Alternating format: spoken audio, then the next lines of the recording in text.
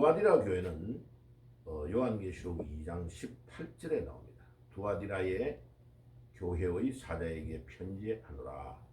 그 눈이 불꽃 같고 그 발이 빛난 주석과 같은 하나님의 아들이 이르시되. 자, 우리 주님이 빛난 주석 같다. 자, 제가 이 빛난 주석을 좀 AI로 가지고 왔습니다. 자, 우리 예수님의 모습이 불꽃 같다. 예, 아주 표현을 아주 잘 해놔서 이 그림을 가지고 왔습니다. 감마라는 프로그램에서 가지고 왔는데, 불꽃 같다. 이 말은 예수님은 통찰력과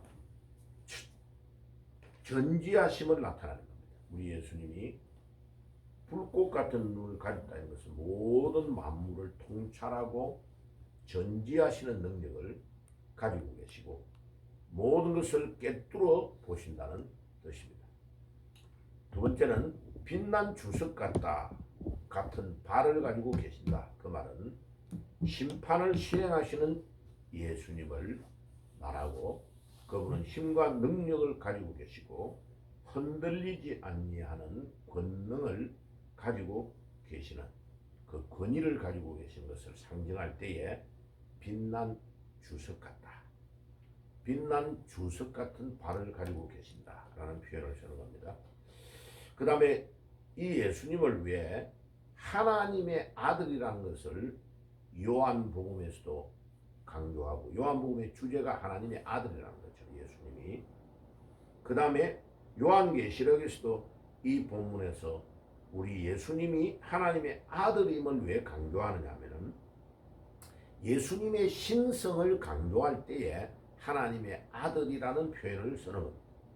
왜냐하면 예수님이 하나님이다 라고 말해버리면 2000년 전에 살고 있던 유대인들이나 이런 사람들은 신성모독을 한다 이렇게 몰아가기 때문에, 예수님이 하나님이신데 육신의 몸을 입고 이 땅에 오셨다는 표현을 가장 신앙적으로 성경적으로 잘하는 표현이 예수님이 하나님의 아들이다라는 표현을 쓰는 겁니다.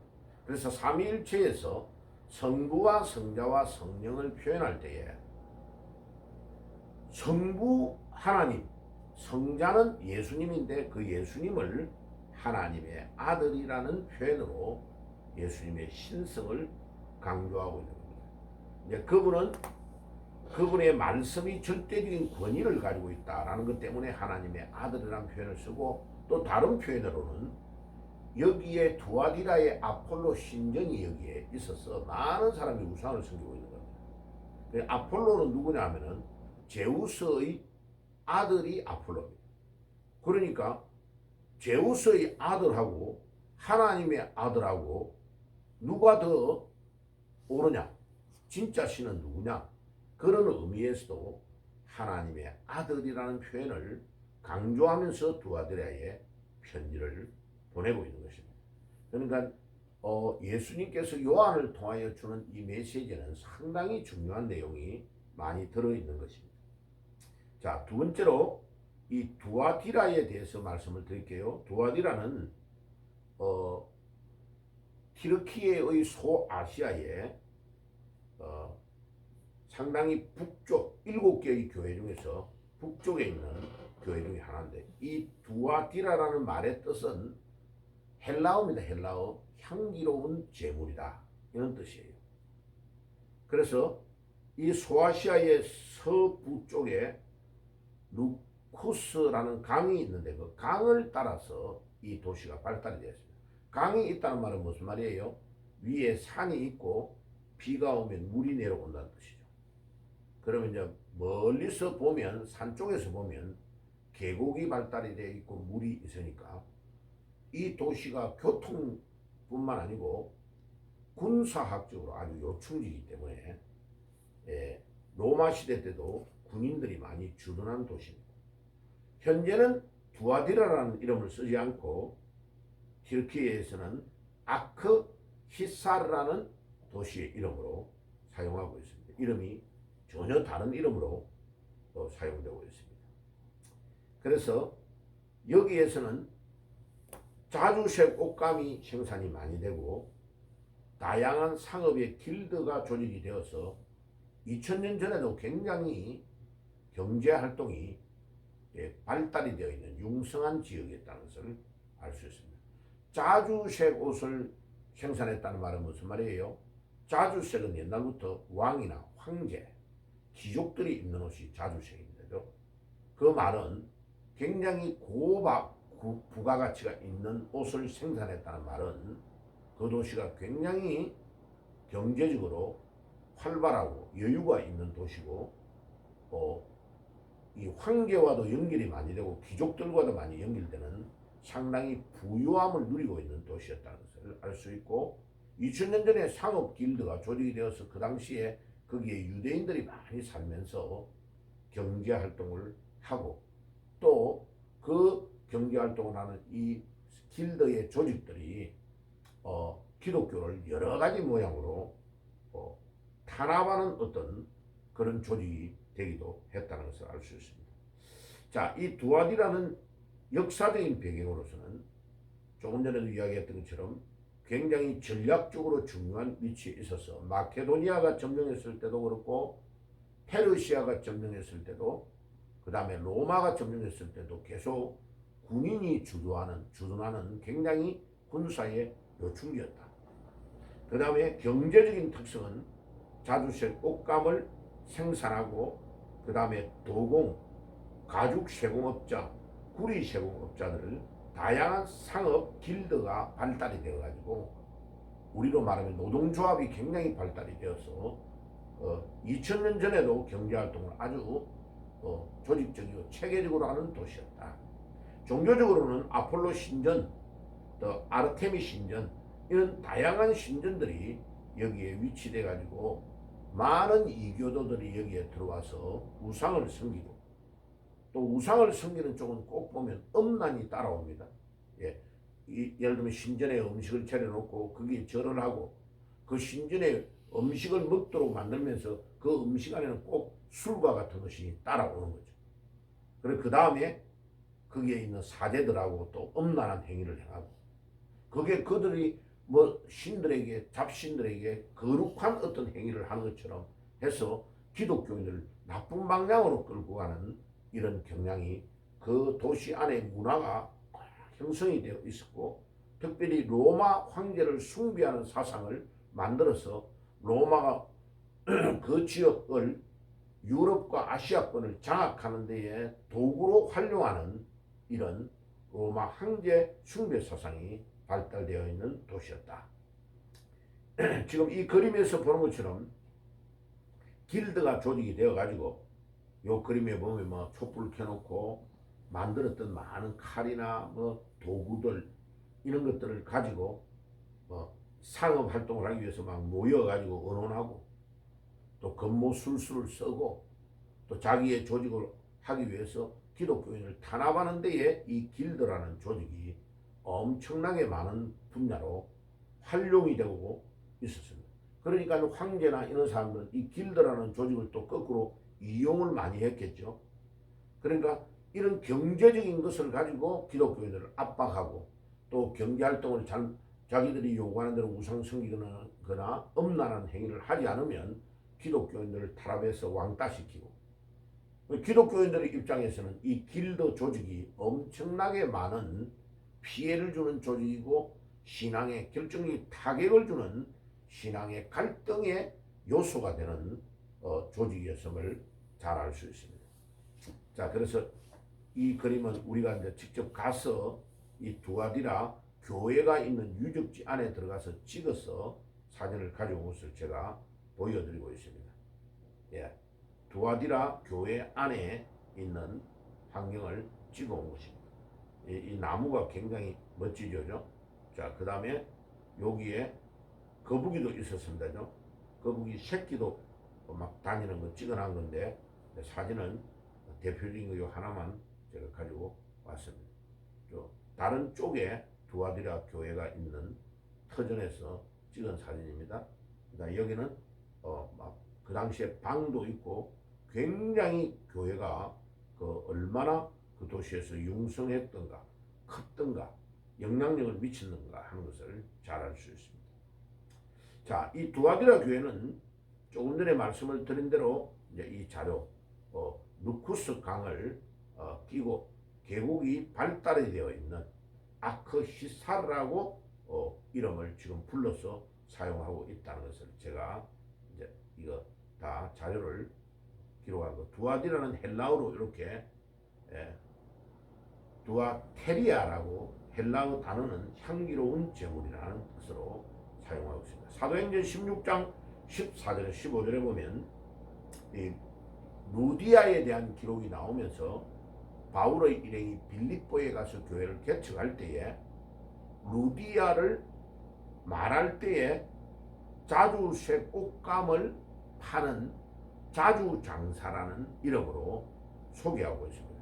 그러니까 빌립보에서 만났던 루디아가 바로 아주 중요한 바로 두아디라 이 성의 출신이었음을 소개하고 있습니다.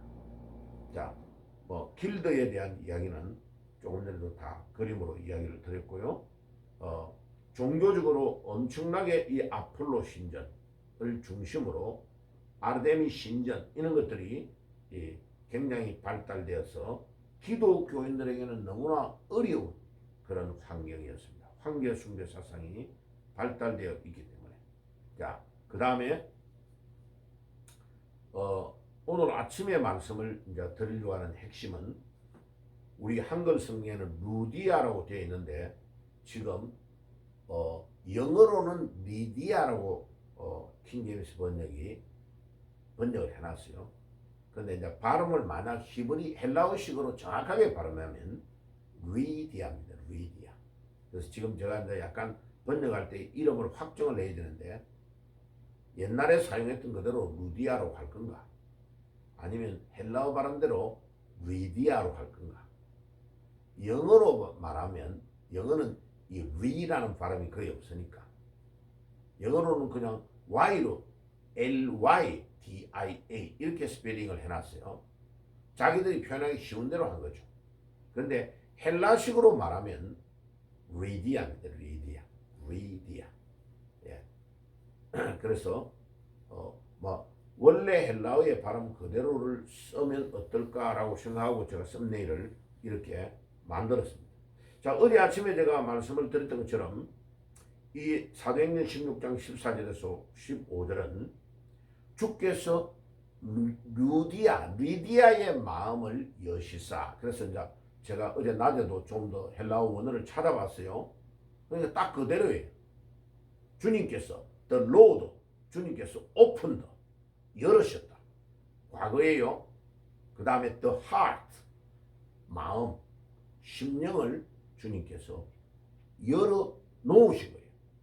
그러니까 이 미디아라는 여자 한 명을 어릴 때부터 두아디라 성에서 태어나서 자라나게 하셔가지고 직물 발달이 많이 되어 있고 자주색 옷감을 염색을 많이 하는 지역에서 자라나서 보게 하시고 자라나게 하신 그 딸을 길러가지고 누구와 만나게 했느냐면은 그것도 두아디라 성에서 만난 것이 아니고 바다 건너에 마케도니아의 첫 성인 수도인 빌립보에 와 있어서 장사를 하고 있는 이 여자가 빨래를 하다가 강가에서 바울의 일행을 만났다. 이 말은 복음을 전할 때에 우리 주님께서 미리 사도 바울은 길리기아 다소에서 태어난 유대인인데 전혀 다른 쪽에서 활동했단 말이에요. 그런데 그를 하나님이 율법 중심으로 자라났던 그를 개종시켜가지고 시리아의 다마스커스로 가던 바울을 개종시켜가지고 그를 복음의 사역자로 쓰시고 그것도 지중해 연안의 중요한 지역을 다 하나님의 복음을 전하는데 마케도니아의 수도인 빌립보에서 강가에 기도하러 갔다가 빨래하고 있는 리디아를 만나게 하신 이것은 하나님의 놀라운 역사입니다. 그래서 썸네일의 제목을 리디아의 마음을 여셨다. 이게 복음의 가장 중요한 핵심이다. 그러니까 사도 바울은 거기에서 그런 여자를 만날 거라고 꿈에도 생각 안 했고, 전혀 다른 지역에서 자란 바울을 전혀 다른 쪽의 빌립보까지 가게 하시고, 루디아는 두아디라 성에서 태어나가지고 자기 고향에 살지 않고 빌립보의 마케도니아의 수도인 빌립보에 와 있는데 하나님이 만남을 주셨다. 그래서 복음은요, 이 만남이 엄청 중요합니다. 한 명 한 명을 하나님이 만나게 하셔가지고 그들을 통하여 복음을 전하게 하신다. 하나님이 직접 모든 걸 다 하는 게 아니고, 하나님은 사람을 길러서 사람과 사람 간의 만남을 주셔서 복음의 문을 열어나가시는 것을 보게 된다. 그래서 리디아의 마음을 여셨다는 이 단어의 의미가 사도행전 16장 14절의 이 구절이 굉장히 중요한 의미를 포함하고 있다. 그래서 썸네일을 이렇게 만들어 놓습니다. 자, 그래서 리디아에 대한 이 영상을 하나 제가 가져왔어요. 이 감마에서 이제 중요한 것 중에 이 자주색 옷감을 팔고 있는 장면을 하나를 도출해 가지고 가져왔습니다. 그래서 괜찮을 것 같아서 지금 이제 이 리디아의 모습, 2000년 전에 이런 모습이 아니었을까? 자주색 옷감을 가지고 지금 팔고 장사하고 있는, 약간 현대식으로 꾸몄어요, 그죠? 야, 그런데 이렇게 자라나고 양육된 이 리디아를 하나님께서 길러서 이 여인이 굉장히 많은 경제적인 것을 부를 축적해 가지고 이 여인이 바울을 돕는 빌립보 교회를 개척하고 나중에 자기 고향 동네인 두아디라의 교회를 개척할 때도 이 리디아가 엄청난 영향을 미쳤을 거다 하는 것을 알 수 있습니다. 주님, 오늘도 우리가 기도해야 될 기도의 제목이 뭐예요? 주님, 이 리디아를 자기 고향 두아디라에서 길러내어서 전혀 다른 곳인 바다 건너에 있는 빌립보에서 강가에 빨래하다가 바울이라는 위대한 종을 만나가지고 그를 통하여 놀라운 사역을 행하셨던 주님, 오늘도 우리에게 만남의 축복을 주시고 만난 사람 한 명 한 명을 우리가 그냥 놓치지 아니하고 복음의 놀라운 도구로 활용할 수 있도록 우리에게 바울과 같은 그런 영성을 주시고 마음의 문을 열어 두었던 이 리디아와 같은 사람을 계속해서 만날 수 있도록 하나님 오늘도 우리의 길을 인도해 주옵소서. 여러분들이 다니는 직장에 하나님이 왜 여러분들을 보냈느냐? 리디아와 같이 마음의 문을 열어놓은 자를 만나도록 하나님이 우리를 보내신 줄 믿습니다. 그 믿음이 오늘 우리에게 꼭 있어야 될 줄 믿습니다. 자, 그래서 바울이 개척할 때에 사도행전 19장 10절에 나왔던 구절을 지난번에도 이야기한 것처럼 에베소에서 3년 동안 눈물을 흘리며 복음을 전했던 바울의 이 사역이 소아시아의 에베소, 스무나, 버가모, 두아디라, 빌라델비아, 사대교회, 라오디게아 이런 7교회 교회뿐만 아니라 골로새 교회 여러 개의 교회를 세우는 기초가 됩니다.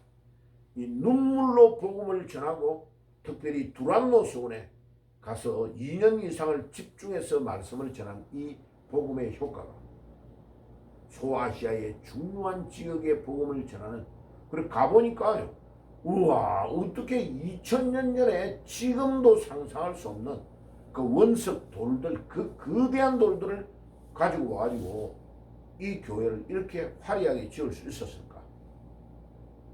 그런데 안타까운 것은 건물은 다 무너져버리고 교인이 없어. 왜? 하나님의 말씀을 전했던 그 2000년 전에 전했던 그 신앙이 이어져 오지를 않고 있다는 것을 알 수 있는 거예요. 그래서 주님, 우리에게 믿음을 주시고 이 대한민국이 선교들이 복음을 전해가지고 지금 이제 150년 가까이 됐는데 지금 벌써 봐요, 교회가 무너지는 것이 보이잖아요, 우리 눈으로. 그죠? 숫자는 아직도 뭐 한 6만 개 이렇게 있지만은 교회가 건강하지 않다는 것을 금방 알 수 있어요. 왜? 기도가 활성 안 되죠. 그 옛날에 60년대, 70년대, 80년대 그렇게 열정적으로 기도했던 교인들이 다 사라져버리고 이제는요 기도원이 거의 다 없어져 버렸어요. 사람들이 기도원에 안 가요. 왜? 기도원에 뭐 산에 올라가는 것 자체가 싫은 거예요. 그러고 뭐 올라가면 물도 잘 안 나오고 이러니까 물 잘 나오는 데는 기도원이 유지되는 데가 아직도 있어요. 몇 군데. 뭐 강남에 있는 금식기도원 이런 데는 차 타고 가서 딱 내리면 거기에 샤워도 잘 나오고 이런 데는 가요. 그런데 내가 저 김해의 무척산기도원 같은 데 가보니까요. 한 800m 올라가야 되니까 그리고 중간에 도로 닦아가지고 차가 3분의 2는 올라갈 수 있어. 지금도 엄청 잘 돼 있어. 옛날에는 밑에서부터 무조건 걸어 올라가야 돼. 절벽을 타고. 근데 요즘은요 그런 산동네는 사람들이 안 가는 거예요. 근데 올라가면요 기도하기 너무 좋거든요.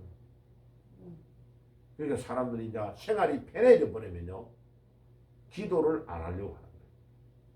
자, 이거는 내일 주님의 칭찬에 대해서 말씀을 나누겠습니다. 자, 오늘은 두아디라 전체에 대한 것과 주께서 마음의 문을 여신 루디아에 대한 것을 좀 더 제가 강조를 하면서 오늘 이제 유튜브에 올리기 위해서 잘게 조금 잘랐습니다. 내일은 주님이 이 두아디라 교회에 대한 어떤 칭찬을 하셨느냐, 그러면 우리도 어떤 칭찬을 받아야 되겠느냐 하는 것을 말씀을 나누고자 합니다. 기도하겠습니다. 주님 감사합니다. 오늘의 아침에도 우리를 깨워주신 것 감사합니다. 주께서 우리가 이 두아디라 성에서 자라난 리디아와 같이 주님이 마음의 문을 열어주셔서 그런 중요한 믿음의 인물이 될 수 있도록 우리를 도와주시고 인도해 주옵소서. 예수님의 이름으로 기도드리옵나이다. 아멘.